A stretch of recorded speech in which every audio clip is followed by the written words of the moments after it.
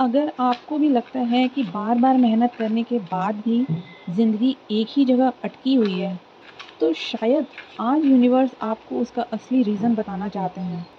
और मुझे ऐसा लग रहा है कि आज जो कार्ड्स निकलेंगे, उनमें से एक कार्ड तो ज़रूर ऐसा होगा जो सीधा जवाब देने वाला है आपको, आपके सवालों का। तो चलिए देखते हैं।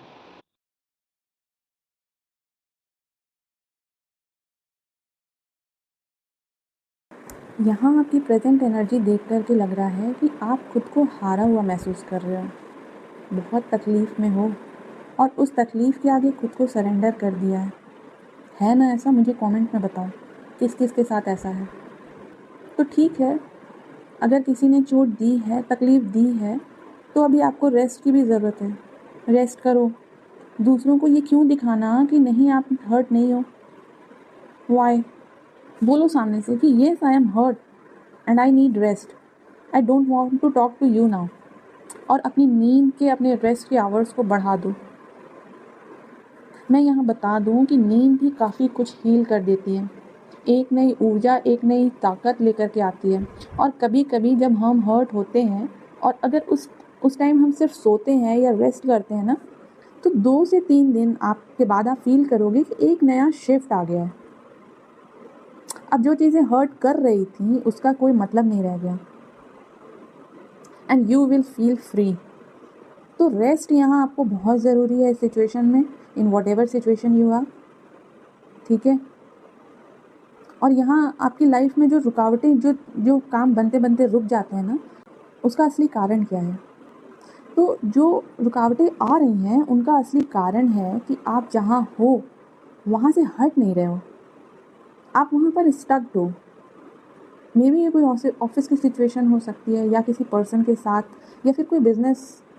आप जिस जगह हो, वहाँ पर ग्रोथ नहीं है, ना एबंडेंस है, ना पीस है, तो क्यों रुके हो आप वहाँ? निकलो ऐसी जगह से।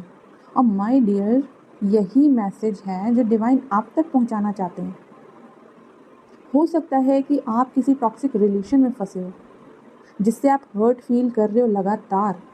सामने वाला आपको पता है कि डिफरेंट रिलेशंस हैं उसके, मगर फिर भी उसी माइंडसेट में हो आप कि शायद वो वापस आएगा। हो कि नहीं हो, बताओ मुझे। तो क्या हो जाएगा कि अगर वो वापस आ भी गया तो?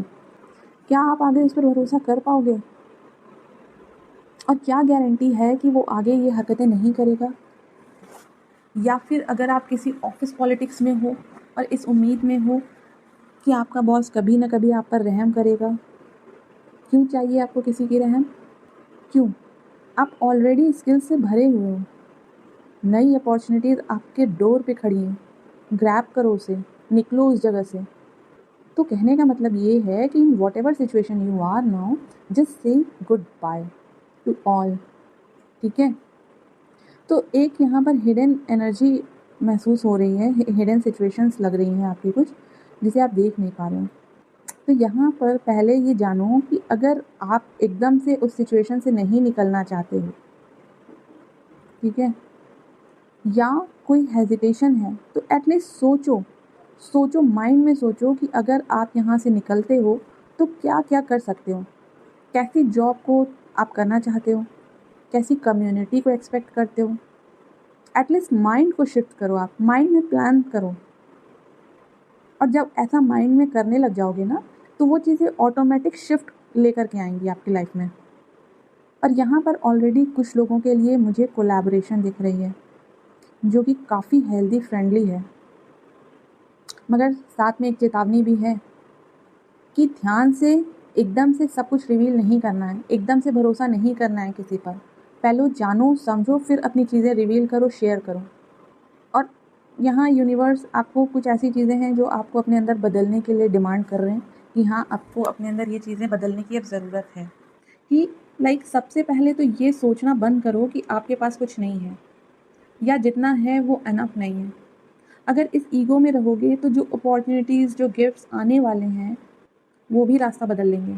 तो यहाँ पर स्ट्रिक्टली आपको बोला जा रहा है कि अपने आसपास अच्छे से देखो कि क्या चीज़ें हैं, क्या अपॉर्चुनिटीज़ हैं, क्या स्किल्स हैं जो कि ऑलरेडी एबंडेंस में हैं आपके पास।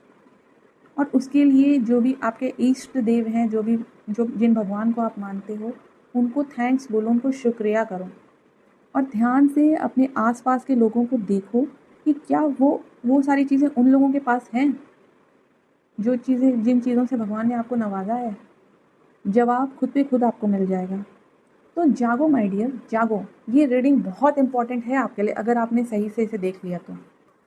और यहाँ पर अब एक सबसे इम्पॉर्टेंट क्वेश्चन है आपके लिए कि अब करना क्या है। यहाँ मुझे लग रहा है कि आप कॉन्फ्लिक्ट से बच रहे हो, डिसीज़न पोस्टपोन कर रहे हो, बस इस उम्मीद में हो कि शायद सब अपने आप ठीक हो जाएगा। लेकिन माय लव, हर चीज़ अपने आप ठीक नहीं होती। कुछ चीज़ों को ठीक करना पड़ता है और उसके लिए पहले कदम उठाना भी पड़ता है। मुझे नहीं पता कि वो कदम एक फ़ोन कॉल है, एक रेजिग्नेशन है, एक बाउंड्री सेट करना है या फिर किसी को नो बोलना है। लेकिन जो भी है अब उससे और डिले मत करो, क्योंकि मुझे लग रहा है कि रास्ता बंद नहीं है, बस पहला कदम अभी तक उठाया नहीं गया है आपकी तरफ से। तो ये है रीडिंग आपकी माय डियर। जिनसे भी रेजोनेट कर रही हो रीडिंग ये वाली, मुझे कमेंट में ज़रूर बताइएगा। आज की रीडिंग का सबसे बड़ा मैसेज, रुकावट बाहर कम है, अंदर ज़्यादा है। और जैसे ही आप एक डिसीज़न लोगे, एनर्जी भी बदलेगी, डायरेक्शंस भी बदलेंगे। ये है आपकी reading my dear.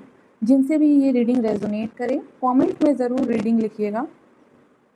Next reading में मैं आपके साथ फिर मिलूँगी। तब तक के लिए बाय।